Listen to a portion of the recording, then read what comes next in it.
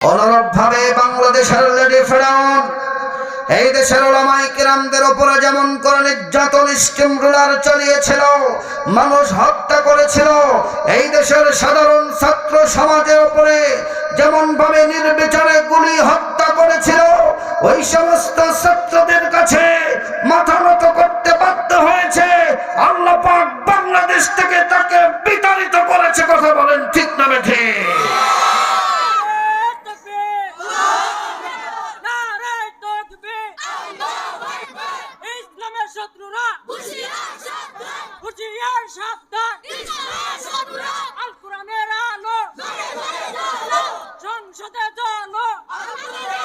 তারা যদি ফেরাউন থেকে শিক্ষা নিত, হামান নমরুদ থেকে শিক্ষা নিত, আবু জেহেল উতবা সাইবা থেকে শিক্ষা নিত, আর তারা যেমন করে পতন হয়েছে, পৃথিবীর থেকে বিদায় হয়েছে, ওই সমস্ত শিক্ষা যদি তারা গ্রহণ করত, এই সমাজের ছাত্র সমাজের রসানলে পড়ে বাংলাদেশ থেকে বিতাড়িত হতে হতো না। কথা বলেন ঠিক কিনা? এজন্য আল্লাহ পাক এমন ভাবে অপমানিত করেছে, একটি মেলার মধ্যে ডাস্টবিনের মধ্যে ফেলে দিয়েছে। কথা বলেন ঠিক কিনা? এজন্য এটা হলো শিক্ষা। আল্লাহ পাক যুগে যুগে শিক্ষা দেয় মানুষকে যে স্বৈরাচারী করবি, ফিরাউনদের মতন হামানদের মতন আল্লাহ পতন করে দিবে। ঠিক কিনা বলেন? আল্লাহ রাব্বুল আলামিন বলছেন, কুলিল্লাহুম্মা মালিকাল মুলকি তুতিল মুলকা মান তাশাউ ওয়া তানজিউল মুলকা মিম্মান তাশাউ ওয়া তুইজ্জু মান تشاء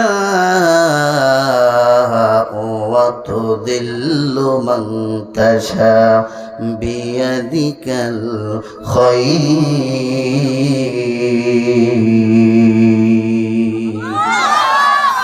আল্লাহ রাব্বুল আলামিন বলছেন, ক্ষমতার মালিক হচ্ছে আমি আল্লাহ।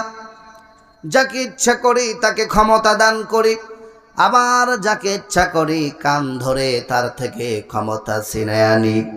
যাকে ইচ্ছা করি আমি আল্লাহ সম্মান দান করি, আবার যাকে ইচ্ছা করি তাকে অসম্মানিত করে লেডি ফেরাউনের মতন ডাস্টবিনের মধ্যে আমি নিক্ষেপ করে দিই। ঠিক কিনা বলেন? মুসলমান মনে রাখবেন, দেশের সম্মানিত মানুষ ছিল আল্লামা সাঈদী। এই আল্লামা সাঈদী এক নয় দুই নয় 50টি দেশে কোরআনের তাফসীর করেছিল। এই দেশের মানুষ যখন আল্লামা সাঈদীর কথা শুনে তার চোখ দিয়া ঝরঝর করে পানি পড়তে থাকে।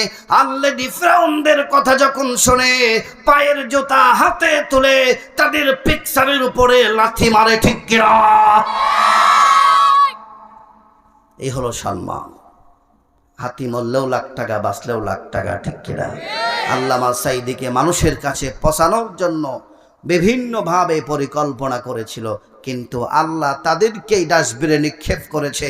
আর আল্লামা সাঈদী জান্নাতুল বাগানে, ফুল বাগানে ঘুরে বেড়াতেছে। ঠিক কিনা বলে?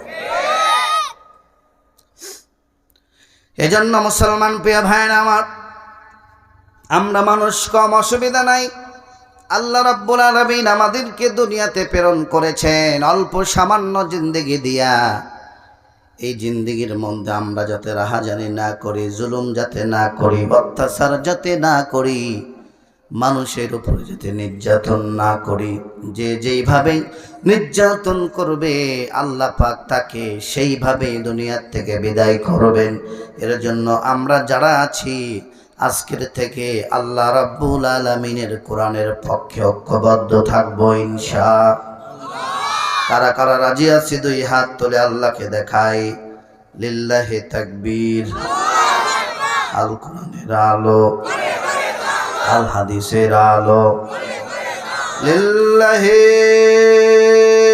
তাকবীর। একটু জিকির করি লা ইলাহা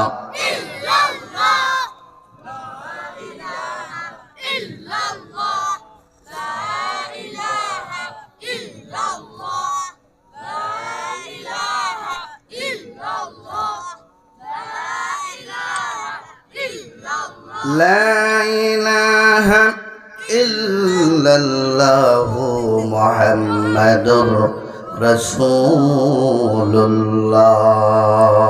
সাল্লাল্লাহু আলাইহি ওয়াসাল্লাম। প্রিয় ভাইরা, আমি আপনাদের সামনে সূরাতুস সফ আয়াত নম্বর 10-11 আপনাদের সামনে তেলাওয়াত করেছি। এই আয়াতের উপরে সংক্ষিপ্ত সময়ে কিছু কথা আপনাদেরকে নিয়ে শোনাতে চাই।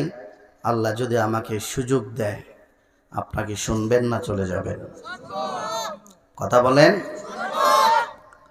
আল্লাহর কোরআনের কথা শুনলে ভালো লাগে না খারাপ লাগে?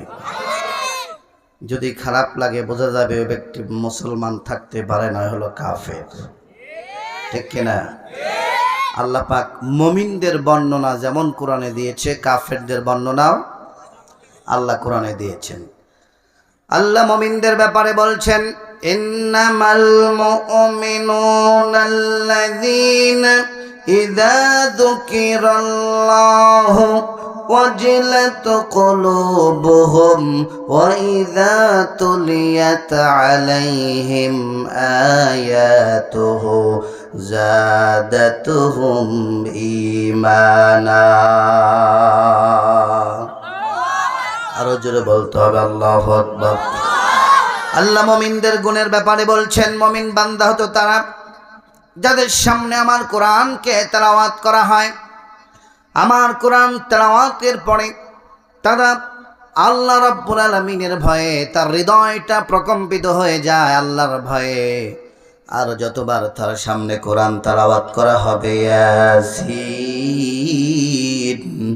ওয়াল কুরআনিল হাকীম।